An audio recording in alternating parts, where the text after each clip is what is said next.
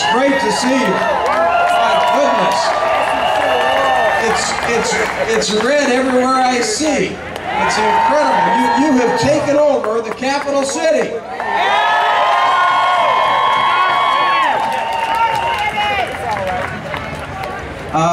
Tony Trupiano, ladies and gentlemen, a great fighter for the middle class. Thank you, Tony, for keeping up the fight. This man has been on the front lines, on the back lines, and everywhere in between. Thank you for coming to take over the capital city. We needed you. Lansing never looked so good.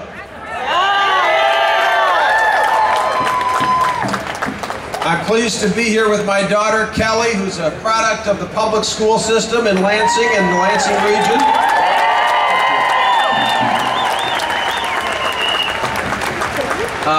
My wife couldn't be here today. Some of you know my wife is an over 20-year-plus public educator in the Lansing Public Schools.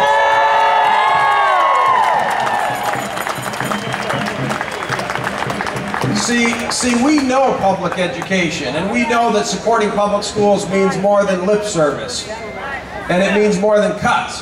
That's a funny way to show love, isn't it? Say you love kids and you love education, and then it's just cut, cut, cut. It's a funny thing. We know public education. Public education is in our blood, and there are so many things that public education needs. There's so many priorities. If you know public education, when you're on the front lines like you know the problems that beset public education. Things like absenteeism and the dropout rate and parental involvement and behavior issues and campus safety and curriculum and special needs. And yet with all of the needs, these and many, many others, the governor's #1 priority is to cut your pay.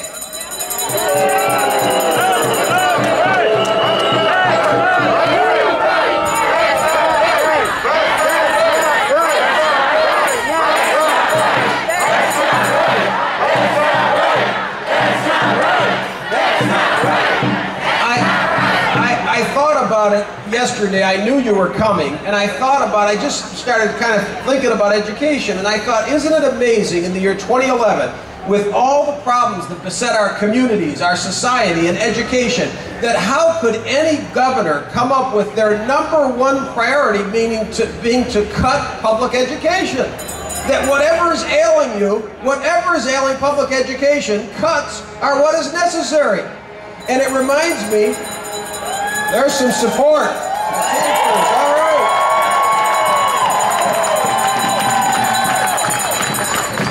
If you think about the governor's approach, it's a little bit medieval. It's sort of like in medieval times when you went to the doctor and they weren't sure what you had, but they knew what you needed was a little bloodletting. And so they'd pull out the leeches, right? And they'd give you the treatment. And the problem is, you were worse off with the treatment. The cure was worse than the disease. Well, the governor's approach and this legislature, this Republican legislature, is to starve our schools into fiscal and academic anemia. Now, it's hard to understand, and I know the governor is an educated man. So why would the governor approach education in this way? Well, my friends, it is a question of values. It's a question of an agenda.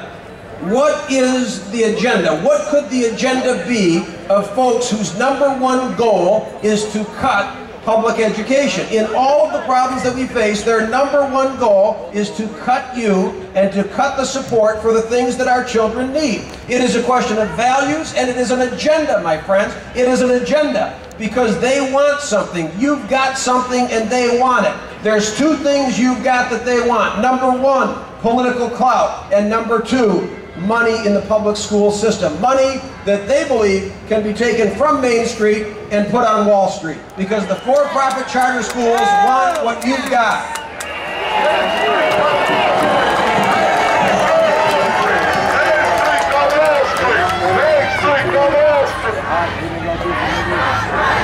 That's not right! That's not right! That's not right! That's not right! That's not right! That's not right! You see, my friends, some people look at education strictly as a business. They look at government as a business and say it should be run as a business. And you see, Wall Street, they've already taken so much of what we have. They've taken our savings. They had the real estate bubble. Our homes are worth less. But Wall Street looks at Main Street and they see one big fat pile of money. They see the billions of dollars that are spent in public education. And they say, why should we be spending in public education and paying people a decent wage and providing this service when we can take that money, put it on a for-profit, publicly traded education system, pay people half or less what they're making now, and get that money on a one-way trip to Wall Street. That's what's happening, my friends. That's the agenda. You know, education means many things to many people. In a democracy, public education occupies a special place. Horace Mann said, education, beyond all other devices of human origin, is the great equalizer of the conditions of men, the balance wheel of the social machinery. Why would the Republicans want anything to do with public education?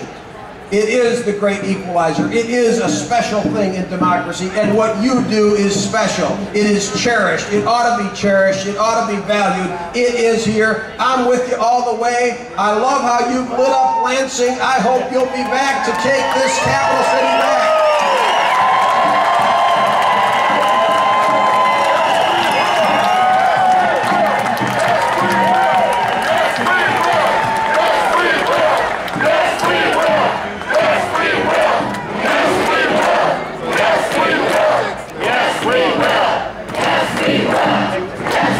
It's a beautiful site. Again, I welcome you on behalf of Lansing residents. Public education gives the promise of equal opportunity and justice for all true meaning. It's very important that we keep public education for the people. I passed a sign, I was behind a car on my way down here, it said, corporations aren't the people. You are the people. Thank you for taking back your democracy.